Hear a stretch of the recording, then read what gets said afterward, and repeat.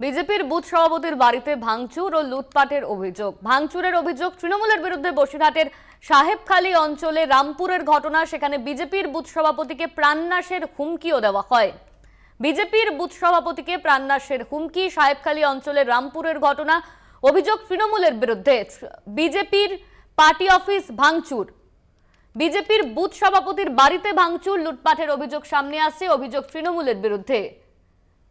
বসিরহাটের সাহেবখালী অঞ্চলের রমাপুরের ঘটনা। বিজেপির বুথ সভাপতিকে প্রাণনাশেরও হুমকি দেওয়া হয় তৃণমূলের তরফে, এমনই অভিযোগ করা হচ্ছে। বসিরহাটের সাহেবখালীর অঞ্চল রমাপুরের ঘটনা।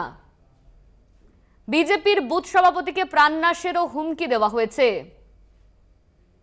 এই নিয়ে আমরা বিস্তারিত জানবো। আমাদের সঙ্গে রয়েছেন আমাদের প্রতিনিধি সঞ্জিত চক্রবর্তী। সঞ্জিত, বিজেপির বুথ সভাপতিকে ভয় দেখানো হয়েছে এবং তাকে প্রাণনাশেরও হুমকি দেওয়া হয়েছে তৃণমূলের তরফে, এমনই অভিযোগ করা হচ্ছে। কি জানা যাচ্ছে এই নিয়ে?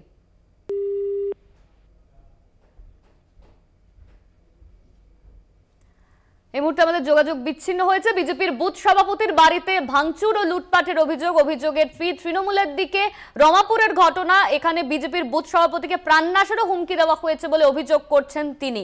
বসিরহাটের সাহেবখালী অঞ্চলের রমাপুরের ঘটনা, সেখানে বিজেপির বুথ সভাপতিকে প্রাণনাশের হুমকি দেওয়া হয় তৃণমূলের তরফে, এমনই অভিযোগ করছেন বিজেপির বুথ সভাপতি। বিজেপির বুথ সভাপতির বাড়িতে ভাঙচুর ও লুটপাট, তৃণমূলের বিরুদ্ধে অভিযোগ। এই নিয়ে বিস্তারিত জানবো। আমাদের সঙ্গে রয়েছেন আমাদের প্রতিনিধি সঞ্জিত চক্রবর্তী। সঞ্জিত, বিজেপির বুথ সভাপতির বাড়িতে ভাঙচুর করা হয় এবং তাকে প্রাণনাশের হুমকি দেওয়া হচ্ছে তৃণমূলের তরফে, এমনই অভিযোগ করছেন তিনি। ঠিক আর কি অভিযোগ করেছেন?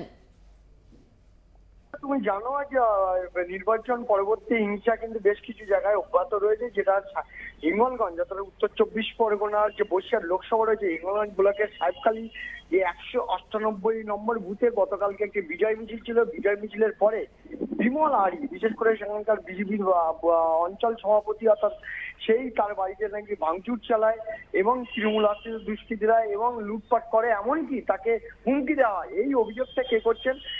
তার বুথ সভাপতির বিশেষ করে বৌমা অনিমা। আর ইতিমধ্যে সেই বুথ সভাপতি কিন্তু পালিয়ে গেছে, কিন্তু এই অভিযোগ কিন্তু অস্বীকার করেছে তৃণমূল, বিশেষ করে তৃণমূল নেতা শঙ্কর অধিকারী। তিনি বলেন যে পরিমাণ যে দুর্নীতি হয়েছে, অর্থাৎ বিজেপি প্রার্থী বারবার দাবি করছেন যে রেখা পাত্র যে বিপুল পরিমাণে অর্থ দুর্নীতি করে যে বিজেপি নেতা কর্মী সমর্থকরা তাদের পায়ের তলাতে মাটি চড়ে গেছে, এমনকি বিপুল পরিমাণে জয়ের পর থেকে তারা নিজেরা হতাশগ্রস্ত হয়েছে, নিজেদের গোষ্ঠীর দ্বন্দ্বের জের বলে এমনটা তিনি দাবি করেছেন। পাশাপাশি এই ধরনের রাজনীতি তৃণমূল কংগ্রেস করে না।